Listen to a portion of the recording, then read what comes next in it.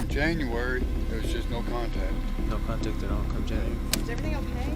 Yeah, so pretty much the reason we're here is Craig's friends were worried about him because they haven't heard from him in a while. There's cameras on the back side of this house. I'm sure she destroyed it if there was any. Is that dirt? Where's that blood? On May 12, 2025, police in Cloudcroft, New Mexico received a welfare check request after a man suddenly went missing for months with no clear explanation from anyone around him. At first, the case was treated as an unusual missing person situation. But once deputies began searching the home and comparing statements from people close to the family, multiple contradictions quickly started surfacing. Deputy Pintor with the sheriff's office. By chance, have you seen your neighbors over at 97, Heather? No, sir, I hadn't. I've been really worried about him since January. Since January? Yeah. So, is it like, do they live here like part-time, or is it like full-time kind of thing? Do you know? Well, he moved up here. They moved up here full-time. Okay. Oh, this was back about 2 years ago. And we were real good friends and everything. Okay. And we were both on the James Canyon Fire Department. Mm-hmm. And then come January, there was just no contact. No contact at all come January? Yeah. Okay. Have you seen any vehicles or anything? Anybody in there? There was a black car that was up here, and they parked up there in the shop right there, mm-hmm. in the shed. Yeah. But they were kind of discreet. Okay. And they had Texas plates on it. And I seen them drive by a few times, but did you recognize the vehicle? Was it like something that they usually drive, or no. About like how often would you say you guys usually talk, or?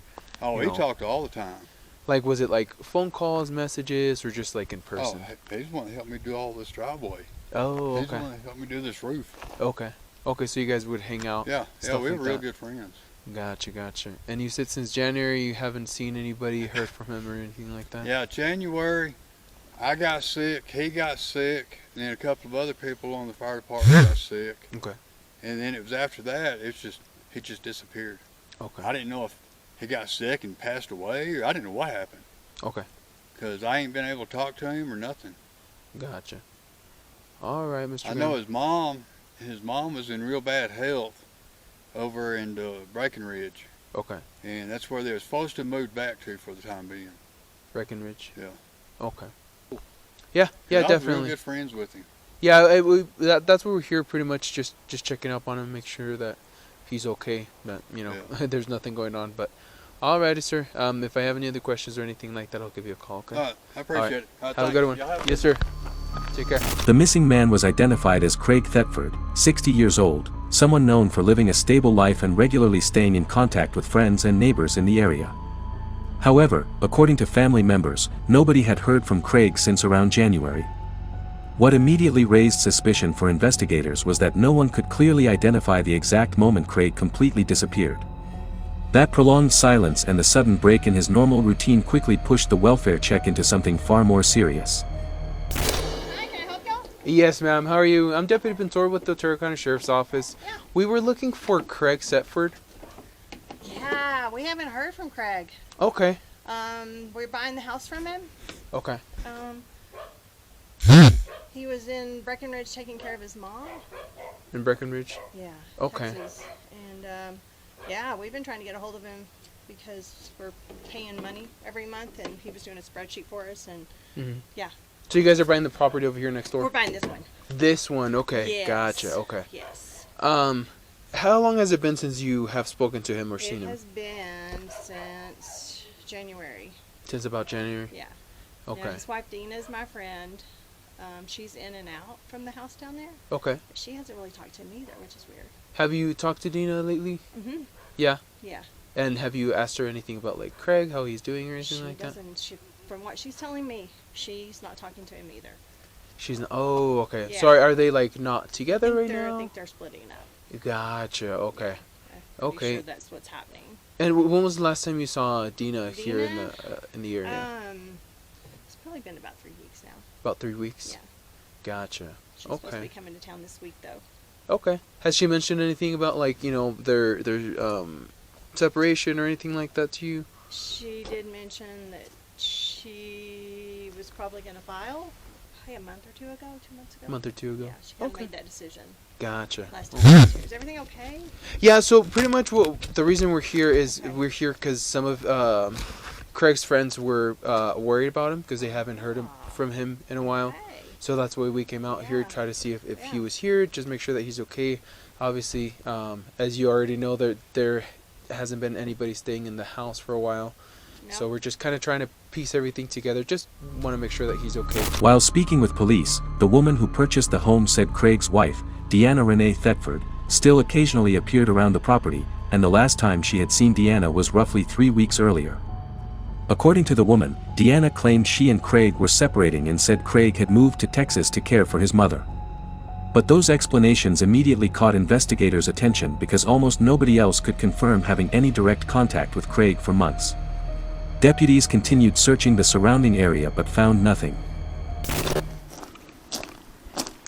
Doesn't look like anyone's been here. I'm not seeing anything that's changed or moved. Same motion lights turning on like nobody's flipped any switches or changed anything. You just took that notice? Yeah, I did. Well, I couldn't open it because it's latched closed, but Okay. I don't smell anything.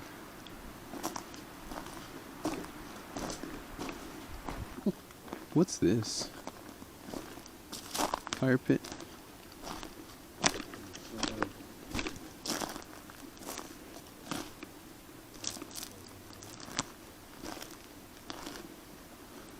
Garage opening. Downstairs entry!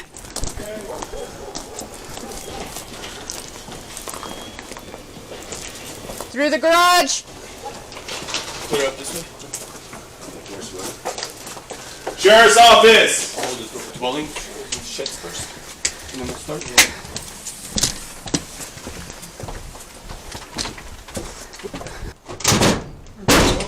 Good job, gentlemen. Police department.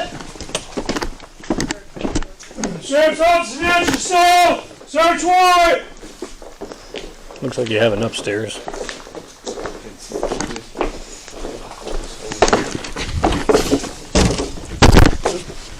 Small room, got a door.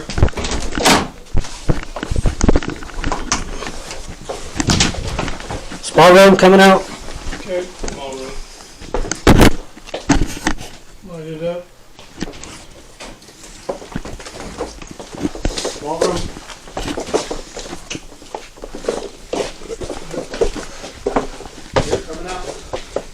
I'm gonna go right.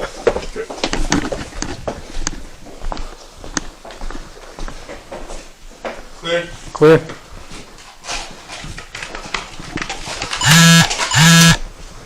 That's good. So I'm looking to see if there's any cameras, but I haven't seen them. There's cameras on the back side of this house. Yeah. Which is good if we find anything to. I'm sure she destroyed it if there was any.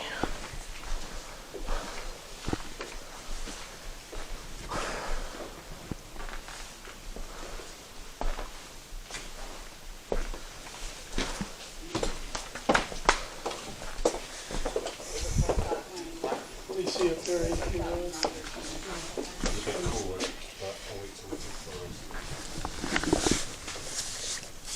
Is that dirt? Where's that blood? Then, on June 17, 2025, when deputies returned to conduct a deeper search inside the home, the true nature of the case finally began to emerge. More than a month had passed since the first welfare check, during which Craig's disappearance had continuously been hidden behind explanations that never fully matched the surrounding evidence. Craig's body was discovered on the property itself, confirming he had never left as people had been told for months.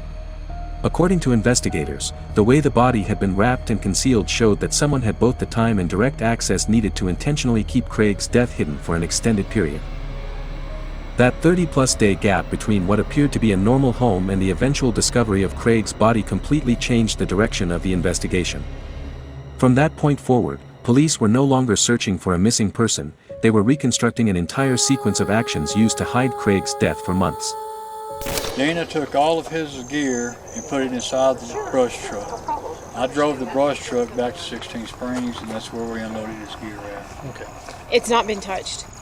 So since she's loaded it, it has been sat in the corner and not No, been. that's a locksmith. It's been sat in the corner and it hasn't been tampered with, touched since it's been put there. It's still. So what y'all have seen, y'all haven't noticed any like blood or anything like that on We there? didn't even open it. I didn't open it. So part of my job is as soon as he turned it in, which I knew was not right. There's reasons I knew that I was like bull crap. He wouldn't have done this. Yeah. And then I just kept hoping, well, he's gonna come back. This is stupid. He's gonna come back. He's just gonna come back. So I was like, I'm not touching it because he's gonna come back. Yes, I'm not gonna jinx it. He's gonna come back. And then when I realized he's not coming back, I told Roger that it's not been touched. I have not tampered with it. It has sat in the same spot since we picked it up. Nobody's unzipped it. Nobody's messed with it. Okay, you mean the barbecue grill? What y'all can do is unzip it. If you notice blood, don't just stop and then call Roger. And then I didn't even want to do that without y'all's present. if you want us there, we can be there. I would prefer. Is it at the Just- 16 Springs Fire Station? Yes, Yeah. just a moment. I would just prefer y'all Let me get to, to the Wi-Fi. just in case. There's probably nothing. But I would Safer prefer. than sorry. Yes, y'all to just when we pull stuff out, just in case there's something in there. Looks like that she used it to cover something up. Yes, and so we check the gear regularly. So if there's blood, that's no. Is there anything else you can think of to add that you haven't told Roger? Oh my God, there's so much, but I don't know even where to start. Just that phone call. That phone call was, and that's in here. That's the copy of that. Jenkins was there with me when she called me because I was like, "Why is Dana calling me?" 1946. And when she called, she was hysterical and said that he was sick. He was really sick. Craig's really sick, and I'm like, "Okay, let us come look at him." I'm like, because Bill can start an IV on him, get him some hydration. Need be, we can take him down to the emergency room. And she just, no, he's sick, and you can't get sick, because the next day I was leaving for the Mayo, and I was like, don't worry about me. No, he's just really sick, and she's like, and he's sick, and the next thing I'm going to be sick, so you're not going to see either one of us, because he's sick and I'm going to be sick. I'm just letting you know. Well, let me come look at him. Let Bill come look at him and see if he needs fluids, because that was that virus that was going on. Not a virus. Because I got sick, Craig got sick, and Dan got sick all at the same time. Well, that we know, Yeah. Craig got sick. And But we don't know. she refused. She refused. She wouldn't, and I kept telling. I'm kicking myself because we should have come up here, and they're like, she probably wouldn't have opened the door if I would have come. But what is odd is we have that kind of relationship for her to call out of the blue and just tell me that he's sick. Well, then let us do something for him. No, I'm just letting you know that he's sick. He's really sick, and I'm going to be sick, so you're not going to see us. And it didn't click. It didn't even click. But what annoyed me was like, then why are you calling panicked if you don't want us to do anything about it? And that's January 4th. January 4th? Yeah, that one, I think I have it. Come here, this is Jody. Hi, Jody. This is Detective Curtis from the Otero County Sheriff's Office. Oh, hi. Yes. I spoke to my cousin has some information regarding a missing persons out there, and I believe they've talked to you about it already, so I don't have any additional information, but I just had wanted to make sure that y'all had gotten the information. Okay, who is your cousin? My cousin is, but it was his wife. Her name's Leslie, and it was regarding her mother, Deanna Thetford, about Craig Thetford. Okay. Yeah, I mean, I just overheard a conversation. We were just having a get-together with family, so she's, like, sort of related to me, married my cousin. And she was talking about how her mom came to town in, like, March. It looks like he's been missing since January. I didn't know he was missing until this weekend. But I didn't really know him or her very well. Mm-hmm. I'd only met the other Deanna Thetford once. But her mom kind of moved back and had money, which she'd never had before, and bought a house in Seymour, Texas. And she'd seen her a couple of times, and then the last time she saw her, she wanted her daughter to meet her at a hotel, and that's when she told her that she had shot her husband and buried him under the carport, or in the carport area. After Craig's body was found, investigators began receiving new calls from people connected to the family. One caller to the missing persons tip line provided detailed information involving activities inside the home, suspicious financial transactions, and decisions made after Craig disappeared. According to investigators, this became a major turning point in the case. Until then, people only knew Craig had suddenly vanished. But these new statements suggested someone had already been acting as though they knew for certain he was never coming back. Hi, is this Miss? It is. Hi, this is Detective Curtis with the Otero County Sheriff's Office in New Mexico. How are you? I'm good. How are you? Good. You work for Lone Star Realty, correct? Yes, ma'am. Okay. I was wondering if maybe you could help me out with answering some questions on a property that you had sold in February, if you have a second. Yes. Which house is it? In Seymour. Yes. Yes. All right. Hold on 1 second. I'm sorry. Now, that property was, you had sold it to a single buyer? Yes. Okay.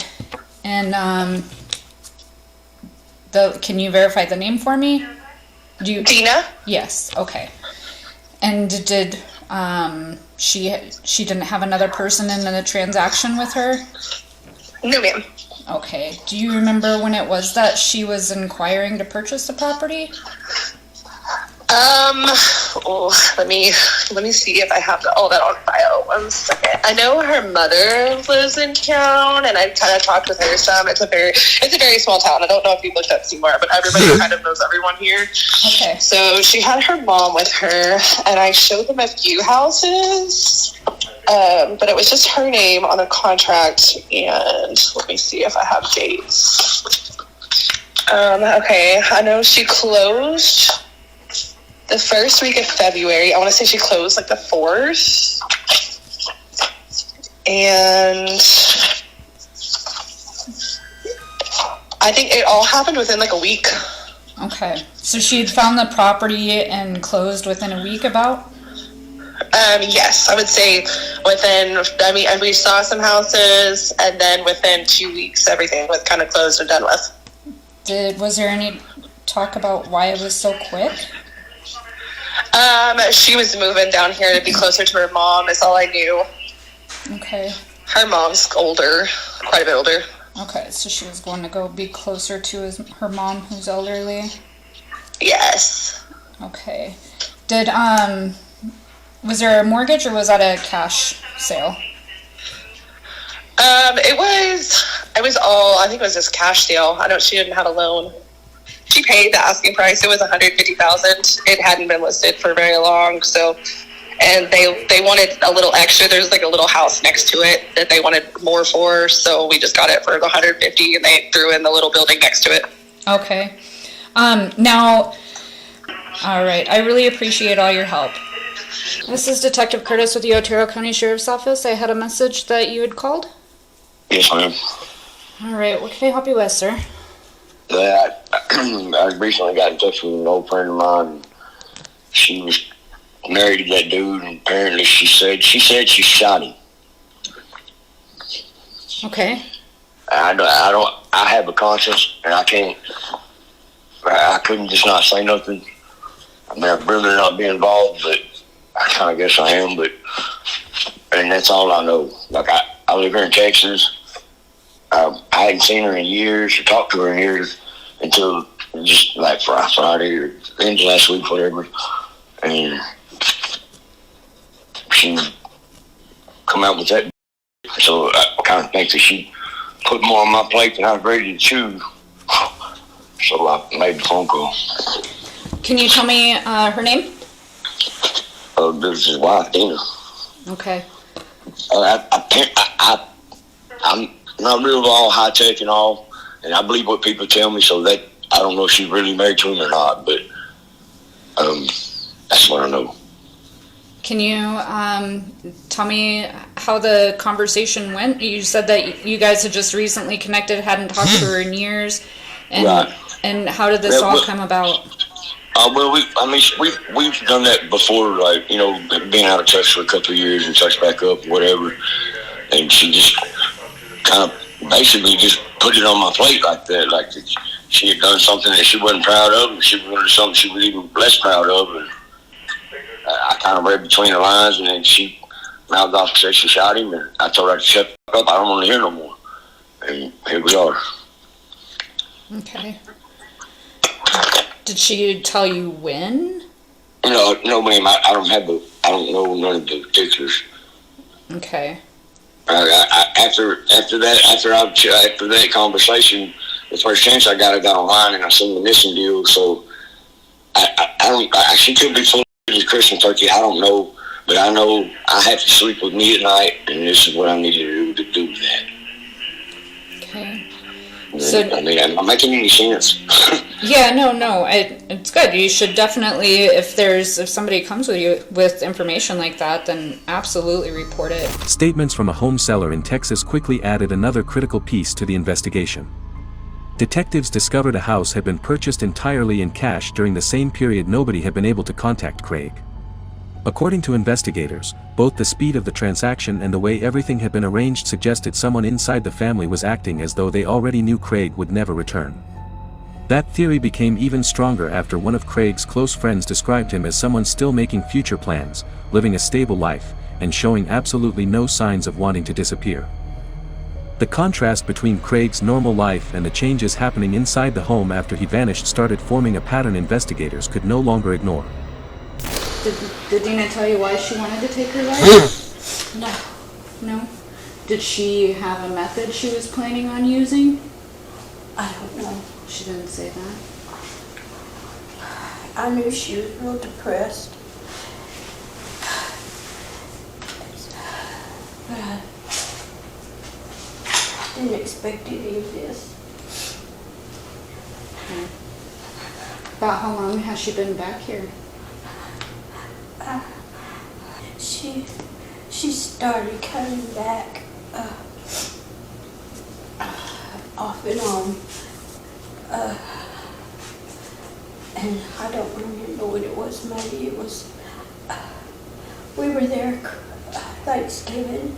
It was the first time I'd seen their place. And so it was after Thanksgiving. Did she tell you, do you know how she bought the house? She said that Craig gave her that money to buy the house with. She said that Craig gave her the money to buy a house here? Yeah, I think they had an argument, and he told her to get out. Okay. And she told him, no, you leave. That's all I remember. And so he gave her some money, and she got. He said you can do whatever you want to, and so she could pack up some stuff that she wanted and come to Texas.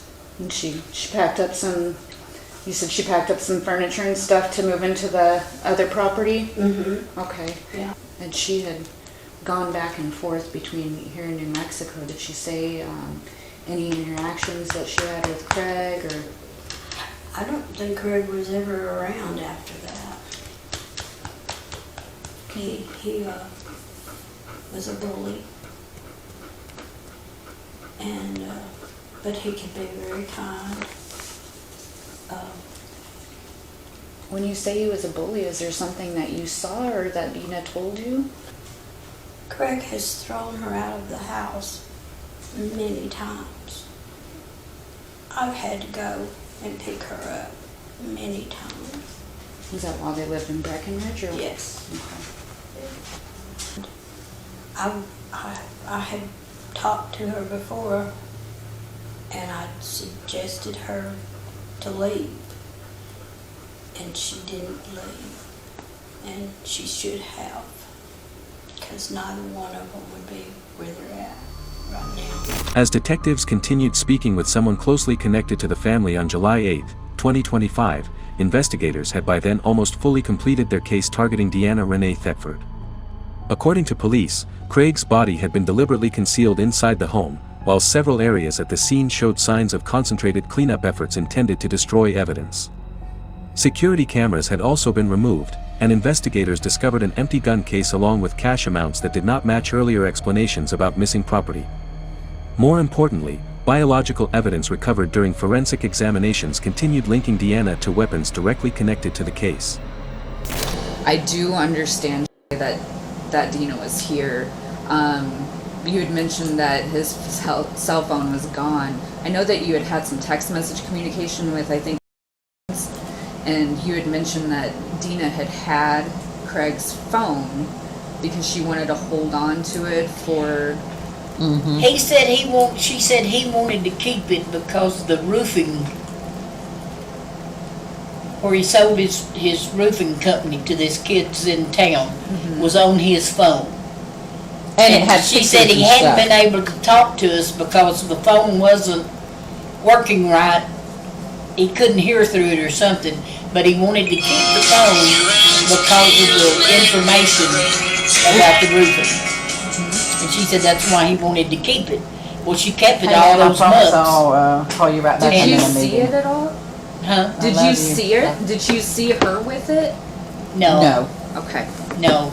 No. And she didn't take it until she Till kept that saying last it was visit. there. There's a I bet they already know.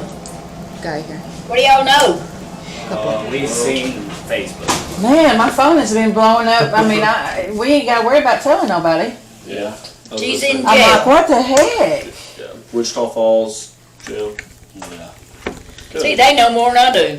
I didn't know where she was. That's good. First degree murder and then hitting him tampering with evidence. She shot him with a gun. I told you. And he was on the property when they found him. Did she See, hide? I'm just so private. This is the grandson's. that His I- grandson's. It's nobody's business. Barrett. That's my older brother. That's my son's name. Okay. I talked to her a while back. And they got his body. What's left of it after 5 months. Was it January, you think? It's been that long? The Because they seen him on New Year's Eve at a party, Tommy and his wife and Craig and Dina. And then, you know, he was moving down here. I got the text. Yeah, that's what she from said. Tommy, Moved down here to because take care of me. You got notified She's months been later taking that care he'd of been me, and they've been taking care of me. Well, I got notified from Tommy. What they got was that he had to move back to Breckenridge and quit the fire department because his sorry-ass sister, who lives in town, same town as his mother, wouldn't take her to the doctor visits, and she was about to lose her leg, and so he had to come home and take care of his mother. Yeah. She's been here every day. So she buried him, or just No, no, just. I don't think she got a chance to. Okay. The backhoe, she couldn't work, so she couldn't The bury him, but she pathologist tried. isn't able to determine for sure. She said anywhere from weeks to months. She said she Who told believes y'all? it could be months. Britain. Huh? We got Or would sent that a say- Facebook post. She didn't. There's more than once. Numerous. That's how we Yeah, figured it that's out, right. and then we came straight here. Hatred. Evil. All right, Tina. So, I'm sure you understand why we're all here. Yes. Did you get a copy of your arrest warrant No, yesterday? I haven't gotten when a you were copy picked yet. up? Okay. Anything by anybody, anywhere. Okay. And I'm just gonna tell you right now, I'm gonna need a lawyer. Okay. And that's as far as I wanna go. Okay, that's fine. Do you already have a lawyer that's set up with you or anything like that? No, I haven't been. I've been here in Texas. Yeah. All right. I didn't know if you had already reached out to one or had talked to one before. I have not known what to do. I just really haven't known what to do. Yes, so I can meet you out there with your attorney if you'd like, and then we can sit down and chat. Okay. With Deanna Renee Thetford now under arrest and investigators holding physical evidence, financial records, and multiple witness statements, detectives said they had little doubt left about what happened inside the home on Heather Way. According to court records, investigators relied on the discovery of Craig Thetford's body, Deanna's changing statements, cash property purchases made after Craig disappeared, and biological evidence connecting her to weapons directly tied to the case. In the end, Deanna Renee Thetford was arrested and charged with first-degree murder, tampering with evidence, and forgery. She remains jailed without bond while awaiting further proceedings in Otero County District Court, facing the possibility of life in prison under New Mexico law. For Craig's family, the investigation finally answered months of confusion surrounding his disappearance. But at the same time, it revealed that the silence everyone struggled to explain was actually the result of a deliberate series of actions carried out inside the very home where Craig had once hoped to spend his retirement in peace. Hi, my name is Paula Thompson. Are you still there?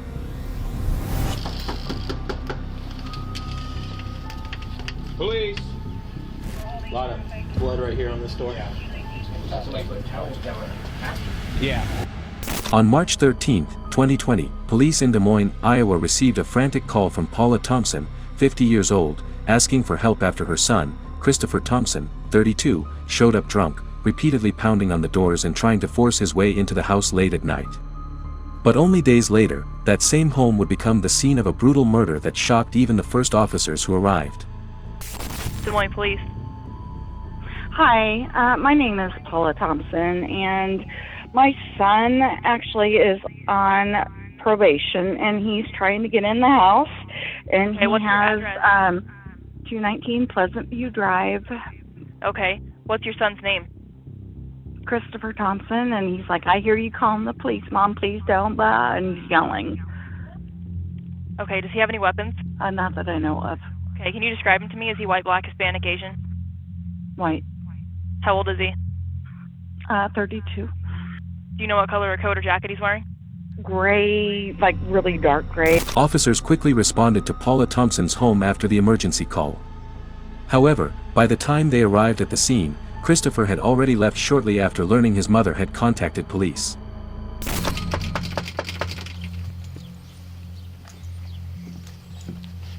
Police! Hello? Hi, thank you for coming. You're welcome. Yeah, my son, he's on probation, Okay. and he decided to leave and go get some alcohol and come Okay. back. Yeah? Hi, I'm sorry. I didn't realize. I didn't hear the knock loud Oh, enough. it's all right. So I put a little note right here, and Yeah, I when he saw came that. back, he was mad. He was like knocking on the door, Mom, let me in. You Right. didn't really call the police. Yeah, I did. And then Okay. he took off in his car, and you can see the oil spots from his. Yeah, all right. Does he stay here with you? Occasionally, he Alright. doesn't really have anywhere to live, so. Okay. What's occasionally? What little jinx you might get out. Oh, no, you can't go. No. She's like, I don't know what to think. Yeah. What's occasionally? No. Well, okay, he lived with my dad, Okay. and he lived with me, and he lived with my dad, and he lived with me. He is on probation. Yeah, what's his probation address? You know, I don't know. Okay. I don't know if it's Well, here or my dad. I guess be careful if you're letting him back here and staying here, because at some point he could probably declare residency here if you allow him to stay here long enough, and he's got enough stuff here. So therefore, you can call us, but if he says, yeah, I got all my clothes inside, I've been staying here for the last week, it's hard for us to tell him he can't come back here because it'd be his residence at that point, okay? So, but if you have problems with his drinking, I'd contact his probation officer because I doubt he can drink on probation. So, and they would be the ones to violate his probation. We can't do anything about that. So, all right. But when he's like violent towards me, what do I do? Call the police. Put your phone on record while we're en route, so that way everything's recorded as far as what he does and says. But if he's that violent and he's on probation and alcoholic or has alcohol problems, I suggest you just don't let him back in and stay here with you anymore until he can get clean. It'll be a tough lesson to learn, but There's the note right there. yeah, I get it. So, alrighty. Bless your hearts. All right. Good night. Yep. You as well. Take care, dear. I hope things work out well for you tonight. Yes. Thank you. What officers witnessed that night was actually only a small part of the long-running conflict between Paula and Christopher. According to several neighbors, the two frequently drank heavily and got into loud arguments inside the house for years. Screaming, fighting, and repeated police visits to the neighborhood had gradually become normal for people living nearby. But no one believed those conflicts would eventually end in murder. I called and left a message with dispatch. Oh, did you? I'm What? Rebecca Barclay. Okay. Because I obviously live right here. So you know the neighbor, you know your neighbors pretty well over here, or I heard that they fought a lot or drank a lot. I don't know if that's true or. They fought a lot. She was an alcoholic, and I don't know if she currently was dry or not. Okay. She went on and off so often I couldn't keep track. Yeah. Were you and her close, or?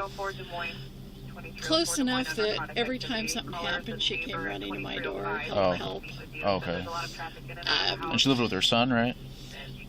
Yes. Okay. What's his name again? Christopher. Yeah. Now, he's a twin. I don't know if you've contacted the brother. I'm not sure who we've not contacted. I assume they would have contacted her father and probably her brother, or her son. Yeah. She's an only child. She's lived there for close to 25 years, so I guess. Wow. And I've lived here 32, so it's like, yeah, I know we're not intimate, that we talk daily by any means. Sorry. Yep. Okay. But yes, I know her. I know of the problems. I was here the day that there was the problem that she got him arrested and he went to jail. Oh, okay. For arson. But on March 18, 2020, one of Paula's close friends began feeling something was wrong after being unable to contact her for nearly a week. Even Paula's workplace had not heard from her at all, something completely out of character for her normal routine. When the friend finally called the house directly, it was Christopher who answered the phone. But what he said next immediately convinced the friend to call 911 that same night. 911? Yes, I'm needing a welfare check. Okay, what's the For situation? someone. What's going on? Well, she has not responded for several days, and she hasn't checked in with her boss, so I called her son, and he has now said that he harmed her and she's dead. And Okay, her are you a son, coworker, or? Christopher, I'm her friend. Okay. And I'm her emergency contact, so her boss called me. Okay, and your name? Lori Baker, Lorie Baker. Okay. And did he say when this happened? Like, when did you speak with him? Today, or? Today, just a little bit ago. And he said, I can't keep lying to you. He's been telling me that she's just been drinking. I don't really know what to think. Okay. And you said she hasn't shown up for work either? She has not. Okay, She does the has son not live there, contacted or? work. Yes, uh-huh. Okay. Did he say what he With a did? crowbar. Like, a crowbar? Okay. No. Yeah, he just said... Has I he killed been known to have any Christopher kind of mental Barkley issues or with anything? Yes. Okay. But How old is I Christopher? didn't If to you that don't know, degree. just guess. He's 30-something, Okay. maybe 35. And is he white, black, Asian, Hispanic? He's white. Okay. Does he have the same And last name he does Baker, or is his have last name a- different? No, Thompson. It's Paula Thompson. Oh, you're and Baker. I'm Christopher sorry. I read my Thompson. notes wrong. Yeah, I'm sorry. My last name is Yep, Baker. I got yeah. it right now. That's okay. Yes, and he has a record, and he has had some anger management issues before, but obviously never to this degree. Right. But, so I don't know. I mean, I couldn't tell if he was I Right. don't know why he would say that if he didn't do that. Okay. How old is So Paula? it's I really should have asked you that scary. earlier. Sorry.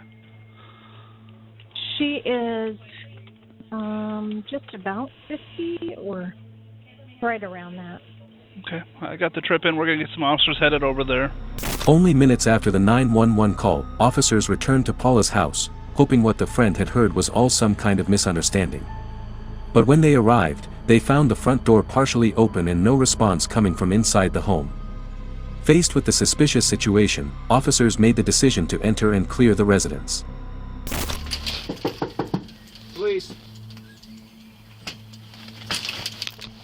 Hello. Police. 226 TP. 226. Hello, Des Moines Police.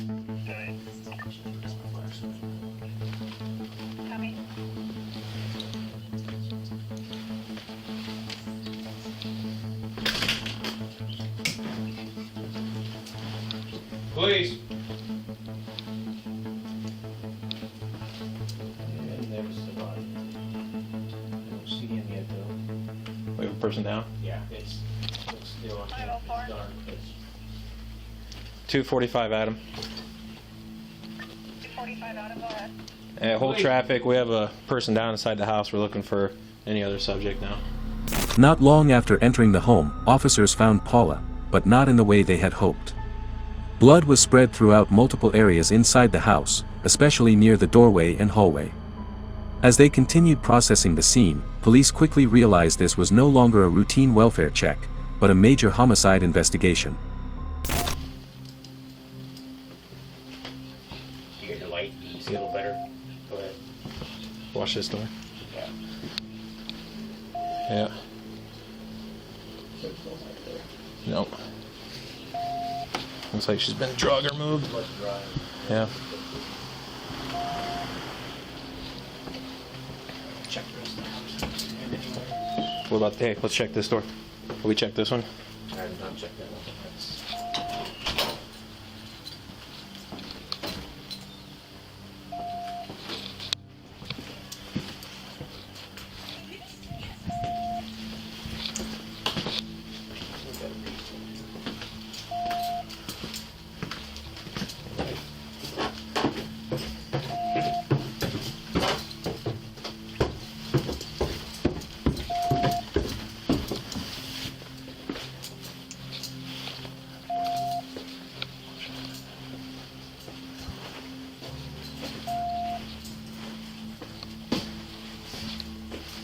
Clear over here.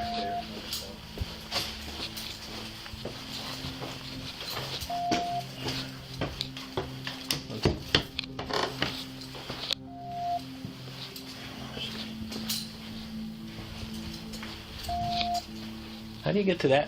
Hey, could you get to this little area from under the stairs?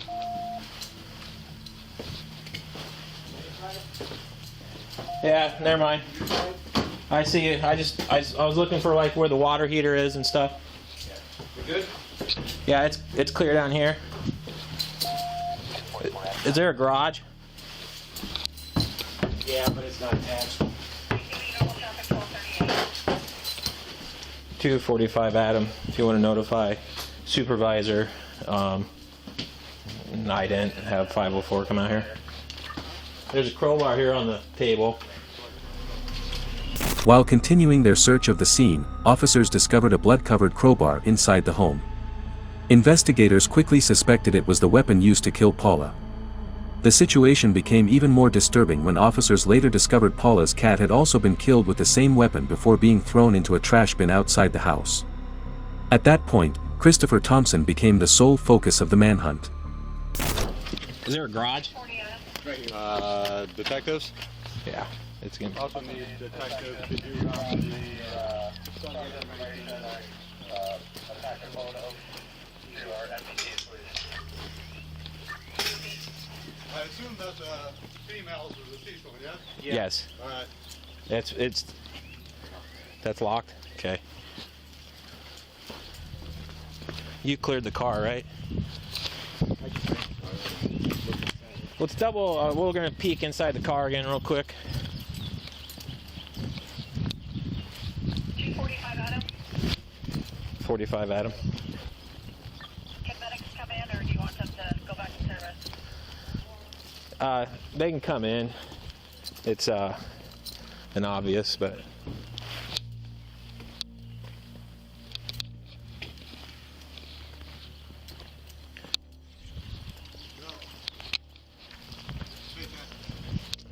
Hey man, come down 819 Southwest Pleasant View. I want to do another sweep of the upstairs. Obviously, deceased female, the person who called it in was a friend of the female, said that her son basically said he couldn't take it anymore. And threatened the female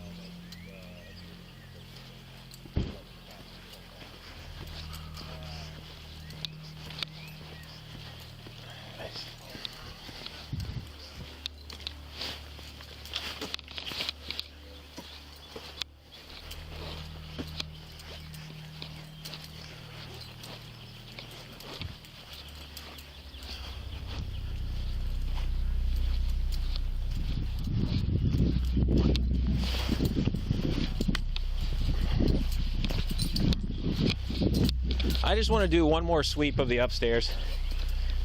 I'm pretty confident on the downstairs. But yeah, I mean, I just peeked around there too. I just want to make sure we check everywhere. We don't think we looked in there because that bag was right in front of the door. We're going to have Dick swing that phone for the son, see if maybe we can get a location. Okay. Yeah. Anyway, yeah, like I said, I'm pretty confident he's not here, but we're gonna do one more sweep. I'll hang out here, that way there's one less person walking through.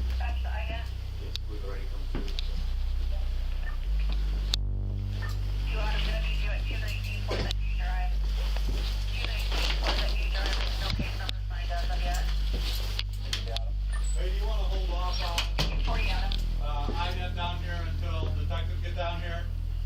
Sure. Yeah, because they'll need to warrant all that other stuff they don't do. Come on, IDET until detective comes down here.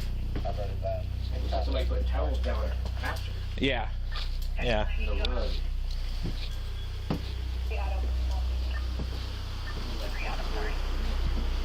And I don't see a crowbar anymore. it's on the kitchen table. Oh, you see it on the Yeah. under the bed.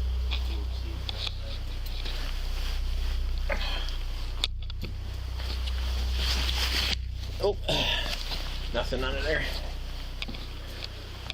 Yeah, I mean, she's got acetylene. She's been down for a while.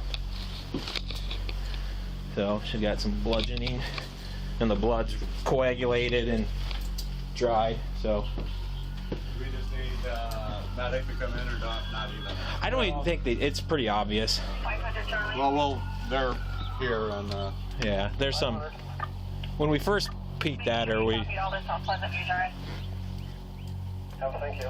there's some bottles and stuff over here. Probably been doing a lot of drinking. I got dispatch. They were running the sauna and see if they could contact. Do you see the crowbar over there on the table?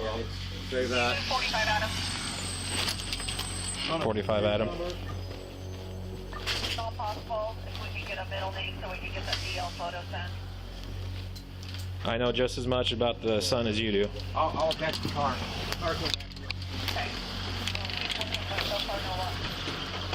Cuppy's going to run the plate. We're going to start there from the car. The autopsy later confirmed that Paula Thompson had been dead for at least 5 days before police discovered her body. That also meant Christopher Thompson had continued living inside the house with his mother's corpse for nearly a week before fleeing, only leaving once he realized officers were on their way to the scene. Blood evidence throughout the home showed Paula had fought desperately before being killed. As the search for Christopher expanded, investigators quickly went to the home of his grandfather, William Thompson, the only close relative still living nearby.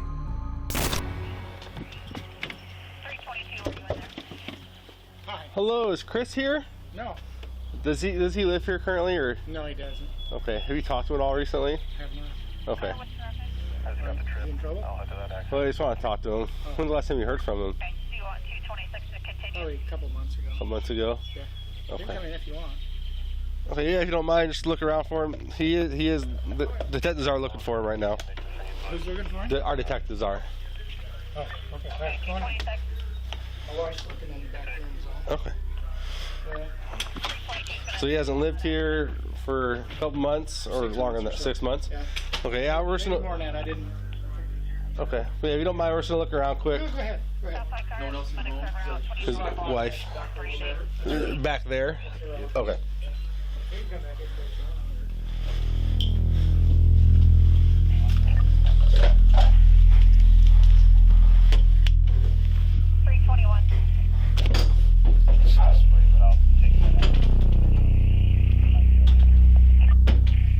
Okay, 322. Direct, thanks, 21. 303 Adam.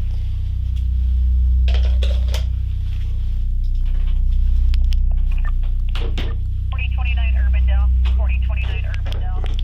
At Beaverdale DFW on a bird report, meet with Bruce. I wouldn't worry about going back there. Yeah. They would let us in if he was here. Alright, sir, if you hear from him, I know you haven't heard from him, but if you happen to hear from him, can you call us immediately, please? Sure. Alright, sorry for bothering you guys. Hope you guys have a good day. Not a problem. You guys are just doing your job. Hopefully you're not in too bad of trouble, but... No, we don't know either. We just got a phone call from a detective to say, hey, we need to talk to him, and he might be considered dangerous. So that's why we came here with our guns. Always just because I don't know him, and they told us he might be dangerous. So for whatever they're looking for, I'm not really sure. Okay. But if you do see him or hear from him, just contact 911 immediately, please. Okay? All right. All right. Thank you. Not long afterward, officers returned to speak with William after receiving permission to reveal that Paula was the victim in the homicide investigation Christopher was now suspected in. Police also warned William not to open the door if Christopher appeared, as he was considered dangerous following the murder. Hello. Sorry about you again. I just need to get some information from you. So, I believe as you as the dad, and you have the right to know it's a safety issue. I was grandfather. Grandfather. Okay. Okay. We have reason to believe he was involved in a homicide this morning. So so I couldn't tell you before, but now the press release is out. So that's why we're here looking for him. They want to talk to him in relation to a homicide. Chris has always been a little bit wild, so I've distanced myself. Okay. He stayed here for a while after he got out of jail because he needed a place to stay. Yep. But then finally I told him, it's inconvenient for me. You need to move. Okay. So, yeah, if he shows up, I would advise him not to open the door and just call us right away. Okay. Because if he has history of being unstable and possibly involved in the homicide, I don't think it wouldn't be safe for you to. No. Obviously, if something's going on with his head, he's not in the right state of mind, that something bad could happen. So, okay. Well, I think we should be good now. We'll stop bothering for the day, sir. No, not a problem. You're not a bother. All right. Have a good day. After officers left, they realized they still had not told William the most important detail. Shortly afterward, news coverage of the case began spreading publicly, forcing police to return and formally confirm that it was actually William's daughter, Paula Thompson, who had been murdered. Okay, I thought that was strange that there's no emotion. Huh? I didn't tell him. Oh, you didn't? No. That's what I'm asking. Should I tell him? I know they gotta do notifications.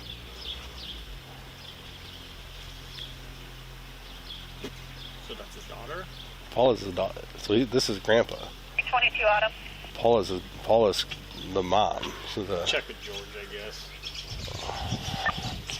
I would. Should be going in through the ambulance bay. Oh, that's Chris's mom? Yeah. Okay. And he's the mom. Yeah. So that's the next wife, though? Huh? That's the next wife, Paula? No, Paula's. So Chris is this guy's grandkid. Okay. All cars copy and confirmed LME under case number 8237. Taken with a white 2004 enclosed trailer with an Iowa plate of Charles Paul 8130. Taken from 5 Jackson. And you told him that he's wanted. I told him that. We have reason to believe he might have been involved in a homicide this morning.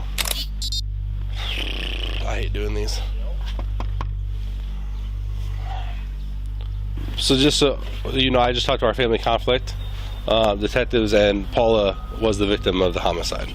I saw a blur and I was afraid of that. And so Detective Mitchell, who is one of our family conflict detectives, he's getting a victim services advocate, and they're on their way out here now. Okay. But they asked us, I was already here and talked to you, that I'd be willing to notify you. Sure, I appreciate that. I want to give you a couple of phone numbers also. Absolutely. According to family members, the fact that Christopher Thompson ultimately killed his mother did not completely shock them. Before the murder, Paula had repeatedly contacted police and Christopher's probation officer expressing fear over her son's violent and unstable behavior. Just months before her death, she even posted a video on Facebook saying that if she ever died under suspicious circumstances, Christopher would be responsible, before later deleting the video. After learning police were searching for him, Christopher did not stay on the run for long. Later that same day, he walked into a police station himself and asked whether there was a warrant out for his arrest. When the desk officer asked why, Christopher coldly replied that he had killed his mother before being immediately taken into custody for questioning. During the investigation, Christopher claimed the two constantly argued whenever Paula drank alcohol. However, on the day of the murder, the argument spiraled completely out of control before he grabbed a crowbar and repeatedly beat Paula until she stopped moving. When asked what caused the fight to escalate that far, Christopher claimed he became enraged simply because Paula would not let him close his bedroom door. After killing his mother, Christopher took the weapon into the kitchen and cleaned it before using the same crowbar to kill the family cat as well, later throwing the animal's body into a trash bin outside the house. The autopsy later confirmed Paula had been dead for nearly 5 days before being discovered, meaning Christopher had continued living inside the home with her body for almost a full week and only left once he realized police were coming for him. In the end, Christopher Thompson was convicted of first-degree murder and animal abuse. On December 18, 2020, he was sentenced to life in prison without the possibility of parole and is currently serving that sentence in an Iowa state prison.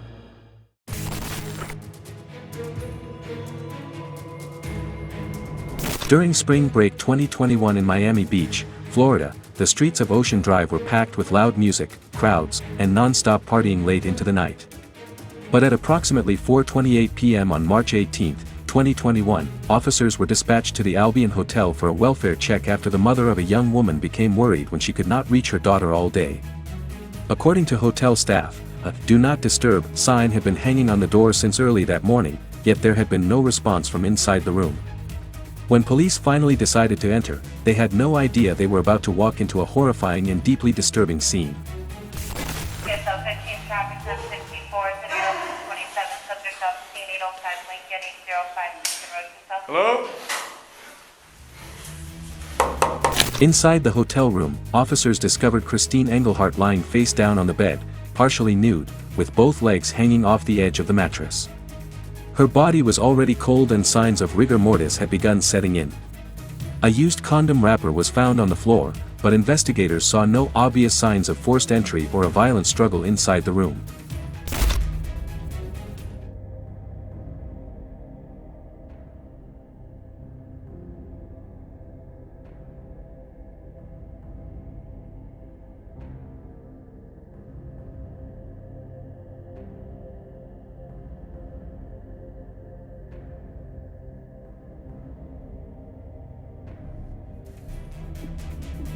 While detectives secured the scene and worked to reconstruct Christine's final hours, hotel surveillance footage quickly became the first major breakthrough.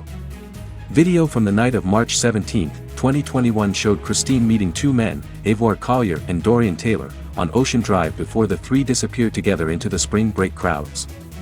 At first, the interaction appeared completely normal. But it was also the last time Christine was ever seen alive.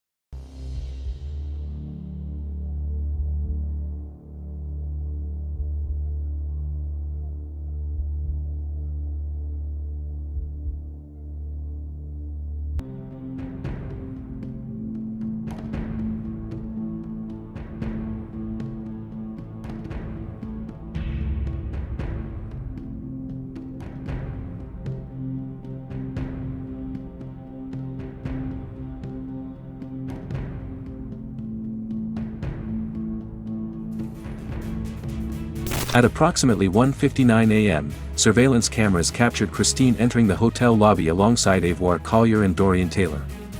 Christine was visibly intoxicated and could barely maintain her balance while walking. At 2:06 a.m., her hotel key card was used to unlock the room for the final time. Just about 30 minutes later, both men left the hotel alone while Christine was never seen again. The autopsy later determined she had remained face down for an extended period while under the combined effects of fentanyl and alcohol, a condition capable of causing rapid death. Toxicology results also revealed cocaine, benzodiazepines, and oxycodone in her system, with fentanyl, an extremely powerful synthetic opioid, identified as the key factor in the case. But only one day after Christine died, her Wells Fargo debit card was still being used. Surveillance footage soon showed Avoir Collier and Dorian Taylor using the card to make purchases at a liquor store in South Beach.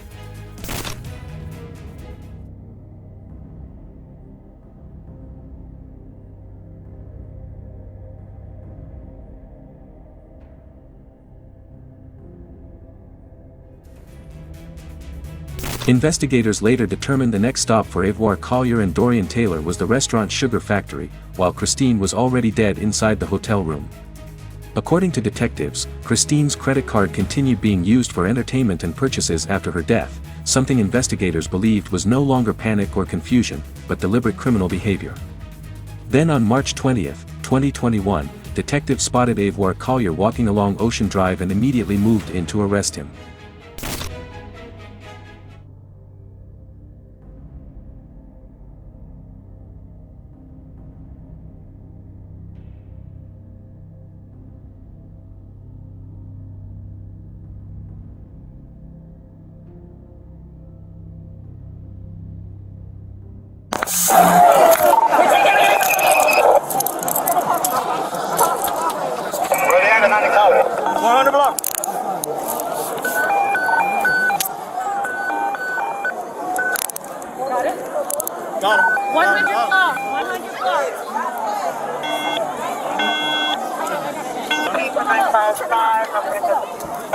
You got any weapons on you? No, sir. 100 block of phones. Keep him down, keep him down, keep him down. Keep him down!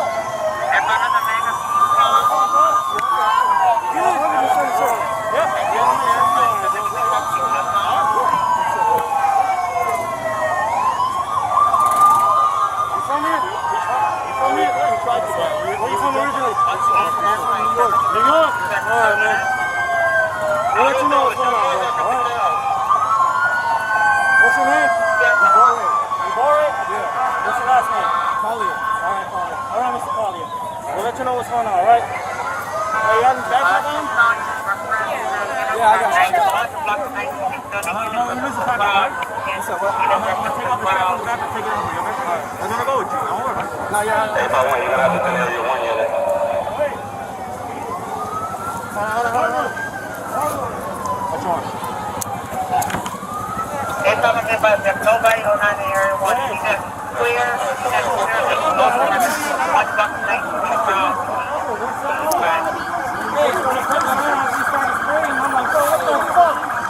I told the lieutenant. Wait, give us a Officer Bell Solid, Eddie, G46 security guard needs to turn to Ocean Drive and block southbound traffic rerouted back westbound. Hey, get him transported. Is that We got transport? Yeah. If y'all need my wallet, it's in my left pocket. Security guard. Hold on, I'll find Westbound. I got it. Westbound. Negative. Have him move to Stars and Ocean. Good, all right, then. Block everybody that's going down southbound. Line up with right at 5 and Ocean. If you stay with me, your day will be done. You can go your rest of your day, all right? Be advised, Mr. Media's about to go through here. So 100 block. Sorry. That fucking nozzle. Yes, barricade it up and move over there, please. Kids up. Yeah. Here's that 6 box. Did we get area 1 unit for that 315? I have no area 1 unit. Oh, no, no area 1 unit. Any unit that can clear area 4. That's fine. I'll go. Any low priority, clear them and send them to that QTH on 100 block of 9th Street now.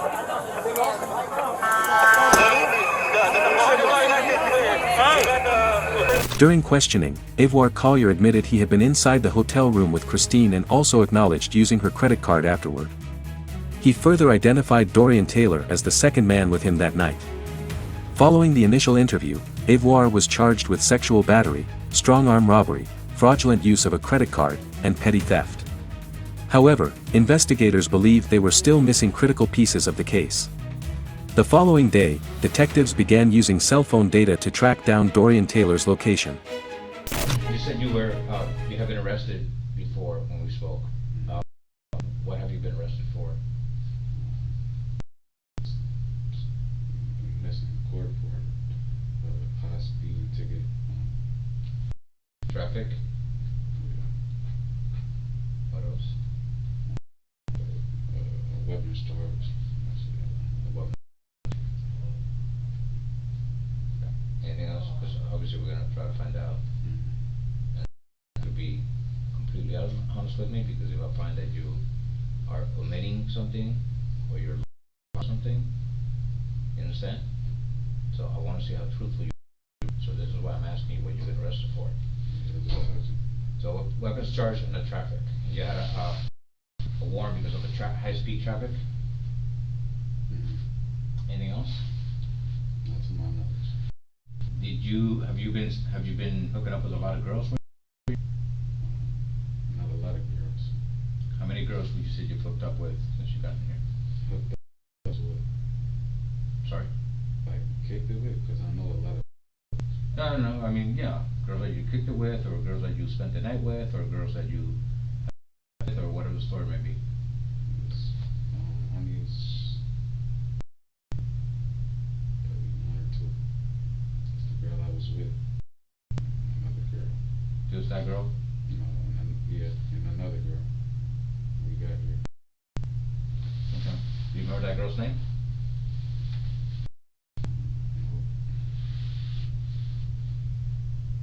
If I show you what girl, do you think you may recognize her? Let's see it. Do you know that girl? Marijuana. That's me. No. Not to my knowledge. You never seen that girl before? She do look familiar, actually. What's going on? Well, you tell me if you know her or you don't know her. You don't know. Can't say for sure, man. I told you it's been hazy. It's been hazy. You do any narcotics? You smoke marijuana? You smoke marijuana? No, I smoke. Really, I prefer to drink. So you just drink? Do you do anything else? No. You don't do any kind of drugs or nothing? I did, but I don't incriminate. Like I say, I smoke, but we've been doing drugs since I've been here. So. You and your friend? No, not him. Just me and people I kick it with. Where's your friend now? I don't know. Where's your friend? It's Ivor. So you've been kicking it with other people, but not Ivor, and you've been drugs, but not with Ivor. Yeah, he's been doing his own thing since we got here. But I would like to have a lawyer person on. Well, obviously, as a lawyer, just kind of like stops the question. Okay? You good with that? When police arrested Dorian Taylor, they recovered Christine's iPhone along with 9 M30 pills. Lab testing later confirmed the pills contained fentanyl, the same substance found in Christine's body during the autopsy. According to prosecutors, the timeline formed a clear chain of evidence, Christine was last seen alive with Avar Collier and Dorian Taylor. Both men left the hotel alone, used her credit cards after her death, and were later found possessing fentanyl directly tied to the cause of death. The autopsy also revealed injuries consistent with sexual assault.